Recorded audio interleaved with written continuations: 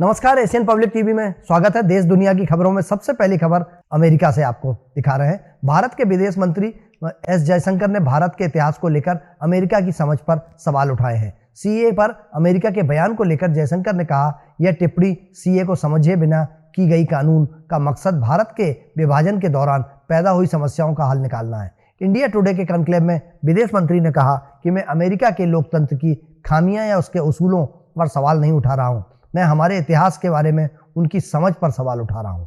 Vladimir Putin लगातार 5वीं बार रूस के राष्ट्रपति बन गए हैं। 15 और 17 मार्च को हुई वोटिंग में पुतिन को 88% वोट मिले हैं। उनके विरोधी निकोले खारितोनोव को 4% वोट मिले हैं।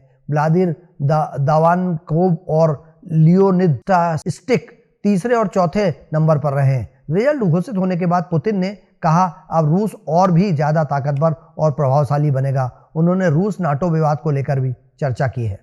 राष्ट्रपति चुनाव में जीत के बाद व्लादिमीर पुतिन ने प्रेस कॉन्फ्रेंस में नावल्नी की मौत पर चुप्पी तोड़ी। उन्होंने पहली बार अपने सबसे बड़े विरोधी एलेक्सी नावल्नी की मौत पर बात की। कहा, उनकी मौत दुख की बात है। मैंने कैदियों की अदला बदली में एलेक्सी के नाम को मंजूरी दी थी, लेकिन उसके पहले ही उनकी मौत हो गई है। पुतिन ने कई सालों में पहली बार नावल्नी को नाम से पुकारा।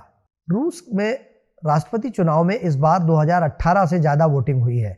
रूस में सेंट्रल इलेक्शन कमीशन के मुताबिक दोपहर तक 66% वोटिंग हुई थी। बाद में 7% वोट ऑनलाइन पड़े थे। दोनों को मिलाकर 73% वोटिंग हुई। 2018 में 67% वोटिंग हुई थी, यानी कि 18 की तुलना में 6% ज्यादा वोटिंग हुई।